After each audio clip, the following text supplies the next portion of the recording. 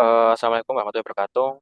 Di sini kami akan mempresentasikan tugas review yang berjudul Implementation of Domino Effect in Industry 5.0.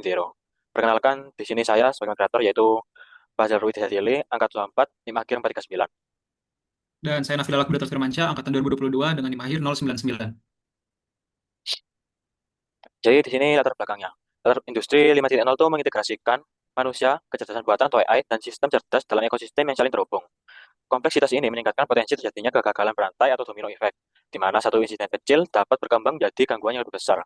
Di sini ada tiga dampak yang dapat ditimbulkan. Pertama itu kerusakan fasilitas, kerugian finansial, lalu risiko keselamatan pekerja. Oleh karena itu diperlukan analisis dan pemodelan untuk memahami serta mencegah domino effect dalam sistem industri. Baik, selanjutnya pengertian domino effect. Konsep domino effect pertama kali diperkenalkan oleh Heinrich melalui teori domino, yang menjelaskan bahwa kecelakaan terjadi akibat rangkaian faktor yang saling berkaitan. Nah, urutan domino menurut Heinrich itu pertama pada faktor manusia dan lingkungan, kemudian tindakan tidak aman, yang ketiga kondisi tidak aman, keempat kecelakaan, kelima cedera atau kerugian. Domino effect ini sering terjadi pada industri kimia, minyak dan gas, dan manufaktur skala besar. Baik, selanjutnya yaitu pengembangan model.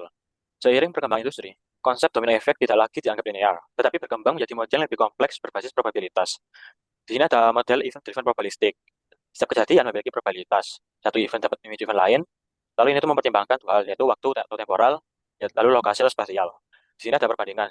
Kalau di Henry itu linear, kalau model modern itu kompleks dan dinamis. Selanjutnya, Nah, untuk penerapan domino effect pada case di kami itu dalam studi kasus industri, domino effect terjadi melalui interaksi berbagai jenis bahaya atau multi hazard yang saling memicu secara kompleks dan tidak selalu linear. Contoh alur kejadian itu mulai dari kebocoran bahan kimia, kemudian terjadinya kebakaran, dan dari kebakaran tersebut menghasilkan ledakan dan kemudian kerusakan unit lain.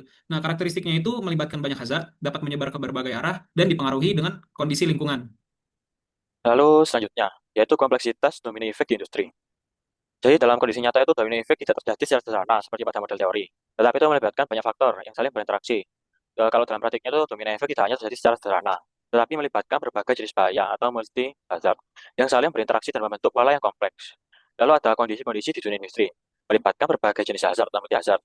Lalu kedua, interaksi antar kejadian sulit diprediksi. Ketiga, pola kejadian tidak linear, dapat bercabang.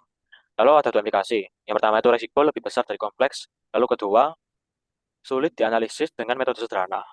Selanjutnya, Nah, selanjutnya analisis dengan metode Monte Carlo. Metode Monte Carlo ini digunakan untuk mensimulasikan berbagai kemungkinan kejadian secara berulang, sehingga dapat menggambarkan pola domino effect dalam sistem industri yang kompleks dan tidak pasti. Jadi, untuk fokus analisisnya ada dua. Multi hazard itu seperti kebakaran, ledakan, kebocoran, dan lain-lainnya. Kemudian ada high order domino effect, yaitu efek berlapis dan berantai. Kemudian pada proses simulasi itu menghasilkan banyak skenario kejadian, kemudian menghitung probabilitas setiap skenario, dan terakhir itu menganalisis penyebaran dampak. Nah, keunggulan dari menggunakan Monte Carlo ini itu menghasilkan distribusi kemungkinan kejadian lebih realistis dibandingkan metode deterministik, dan yang terakhir membantu pengambilan keputusan berbasis resiko. Nah, selanjutnya ini. selanjutnya itu identifikasi dari masalah tersebut. Kompleksitas sistem industri modern menyebabkan domino effect sulit diprediksi dan berpotensi menimbulkan dampak yang luas secara berkelanjutan. Jadi dari identifikasi itu ada tiga masalah utama. Pertama, sistem saling terhubung, interdependent system. Kedua, interaksi antara hazard sulit dipahami. Ketiga, yaitu yang terakhir, penyebaran risiko berlangsung cepat. Lalu keterbatasan ditemukan. Monitoring belum real time. Lalu kedua, kurangnya integrasi sistem keselamatan. Lalu terakhir, sulit memodelkan semua kemungkinan kejadian. Lalu selanjutnya, Selanjutnya itu untuk solusi dan penanggulangan. Untuk mengurangi resiko domino effect ini diperlukan pendekatan pencegahan yang menggabungkan teknologi modern dan manajemen resiko yang efektif. Nah, terdapat tiga pendekatan yang bisa dilakukan.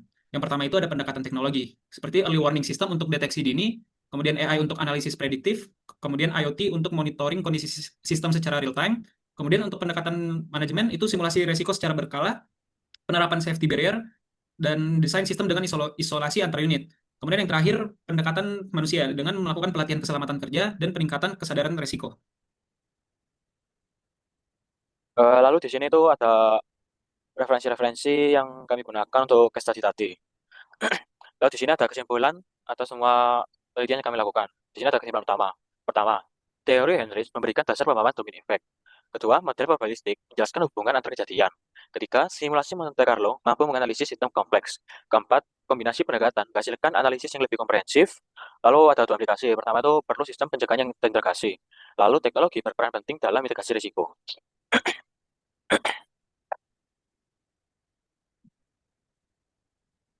Baik, sekian presentasi dari kami. Mohon maaf apabila ada salah kata atau kekurangan. Sekian, terima kasih. Wassalamualaikum warahmatullahi wabarakatuh. Oke, aman ya, Mas?